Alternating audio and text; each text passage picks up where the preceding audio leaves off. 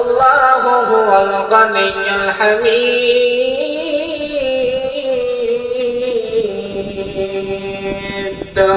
আমার আল্লাহ রাব্বুল আলামিন বলেন, এই পৃথিবীর মানুষের দল, তোমরা দুনিয়ার জমিনে কি মনে করতেছো? তোমাদের কাছে যে দৌলত আছে, মাল আছে, সম্পদ আছে, মনে মনে ভাবো তোমরা হয়তো সবচাইতে বড় ধনী। কিন্তু আমার আল্লাহ কোরআনে কি বললেন? তোমরা হলে দুনিয়াতে সবচাইতে বড় ফকির। একমাত্র প্রশংসিত ধনী হলেন আমার আল্লাহ। দুনিয়ার জমিনে এই মুসলমান, তোমাদের কাছে যে মাল আছে, তোমাদের মালের একটা হিসাব আছে। দুনিয়াতে মানুষ যত বড় ধনী হোক না কেন, এলাকার ভিতরে যত বড় ধনী হোক না কেন, সেই মানুষটার কাছে একটা হিসাব আছে যে আমার কাছে এতগুলো মাল আছে। এতটুকু মাল পাওয়ার পর তোমরা মনে মনে ভাবো যে আমরা হয়তো দুনিয়াতে সবচাইতে বড় ধনী হয়ে গেলাম। কিন্তু আমার আল্লাহ রাব্বুল আলামিন তোমাদেরকে যে মালটুকু দিয়েছে, ওই মালটুকু আমার আল্লাহ রাব্বুল আলামিনের কাছে একটু কমে নাই। যেমন সমুদ্রের পানি থেকে এক ফোঁটা পানি যদি উঠায় নেওয়া হয়, আর সমুদ্রের দিকে কেউ যদি তাকায় বলে সমুদ্রের পানি একটু কমে গেল, ওই মানুষটা বোকা। তেমনি আমার আল্লাহ রাব্বুল আলামিন হলো সমুদ্র। আর দুনিয়ার মানুষদের কাছে এক ফোঁটা করে মাল দিয়েছে। এই মাল পাওয়ার পরে মানুষেরা মনে করে যে আমরা বড় ধনী হয়ে গেলাম।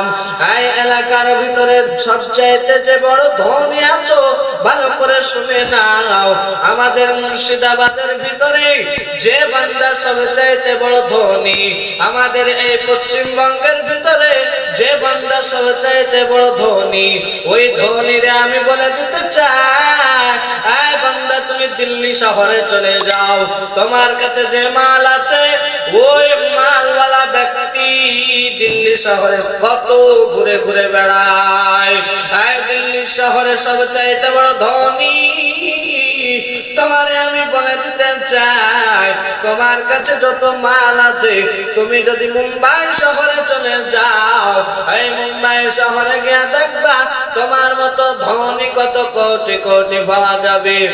এই তুমি ভারতের ভিতরে সবচাইতে বড় ধনী, তোমার ভারতের সবচাইতে বড় ধনী হওয়ার পরে তোমারে আমি জানিয়ে দিতে চাই, তুমি ভারত ছেড়ে তুমি যদি অন্য আমেরিকায় চলে যাও, লন্ডন চলে যাও, তুমি যদি আরবে চলে যাও, কুয়েতে চলে যাও, ওই জায়গায় গিয়ে দেখবা তোমার চাইতে কত বড় বড় ধনী তোমাকে মনে হবে। ওই জায়গায় তুমি তাদের কাছে দরিদ্র একটা গরিব ফকির। তুমি মনে মনে ভাববা দুনিয়াতে সবচাইতে যে বান্দা বড় ধনী, ওই বান্দা মনে হয় কতই না সুখে আছে। ভালো করে খবর নিয়ে দেখো,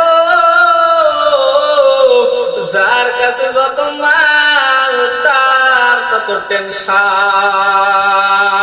একজন রিকশাওয়ালার দিকে তাকায় দেখো, দুই মুঠো খাবার খাওয়ার পর সন্ধ্যাবেলাতে বাড়ি যাইয়া বান্দা নাকে তেল দেয়া কত আরামে ঘুমায়। কিন্তু তুমি ঘুমের ট্যাবলেট খাওয়ার পর তোমার বান্দা ঘুম আসে না। কেন তুমি জানো? তোমার মাল দুনিয়াতে এত হয়ে গিয়েছে, এত হয়ে গিয়েছে। তুমি মালের মুহাব্বতের কারণে তুমি মানুষের মানুষ মনে করো না।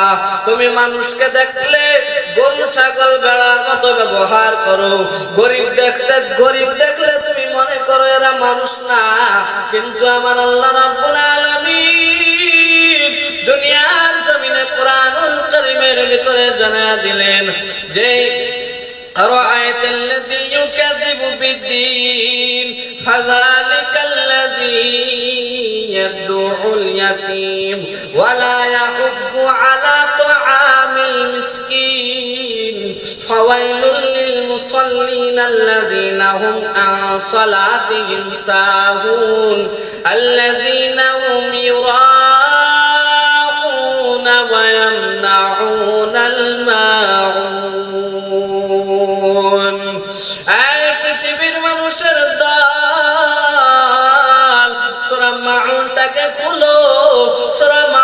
প্রথম থেকে শেষ আয়াত পর্যন্ত তোমরা দেখো, ওই মাউনটাকে যদি ধনী ব্যক্তিরা তুমি বুঝতে পারতা, তাহলে কখনো গরিবদেরকে ধমক দিতা না, তোমরা কখনো এতিমদের মাল লুণ্ঠন করে নিয়ে নিতা না, এতিম দেখলে কখনোই তোমরা ধমক দিতা না, দরিদ্র দেখলে কখনোই তোমরা ধমক দিতা না।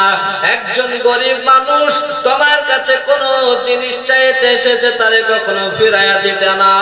এই দুনিয়ার মানুষের দল তোমাদেরকে জানা দিতে চাই, আমার আল্লাহ রাব্বুল আলামিন তিনি হলেন সবচাইতে বড় ধনী। আমার আল্লাহর চাইতে ধনী আর কেউ নাই। দুনিয়ার জমিনে আমার আল্লাহ তোমাদেরকে মাল দিয়েছে, যদি তোমরা ওই মালের ব্যবহার ঠিক মতো না করো, যদি মালের যাকাত না দাও, যদি হজ না করো, এতিমদেরকে যদি তুমি খবর না নাও, যদি গরিব দুঃখীদের খবর না নাও, তাহলে আমার আল্লাহ রাব্বুল আলামিন ওই মাল একদিন কারুনের মতো ধ্বংস করে দেবে। এই কারুন কে ছিল? কারুন ছিল একজন বেঈমান।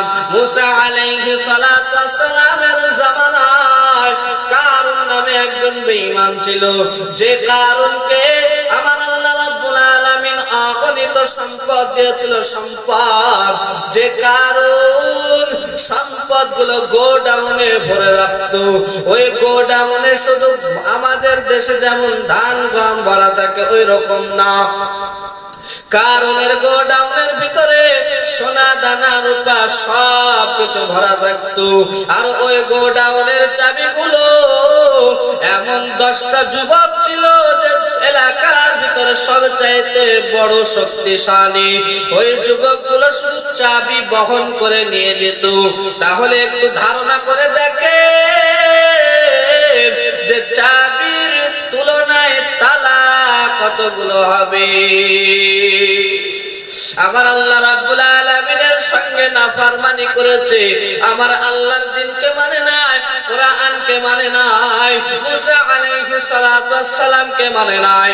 দাওয়াত দিতে গেল, এই কারুন আমার আল্লাহ এক, তুমি মেনে নাও, কুলু লা ইলাহা ইল্লাল্লাহ তুফলিহুন, তুমি আল্লাহকে মেনে নাও, এক আল্লাহ, যে আল্লাহ তোমার দুনিয়াতে প্রেরণ করিয়েছে, ওই আল্লাহকে তুমি মেনে নাও, তুমি এহ জগৎ এবং পরজগতে কামিয়াবি হয়ে যাবা।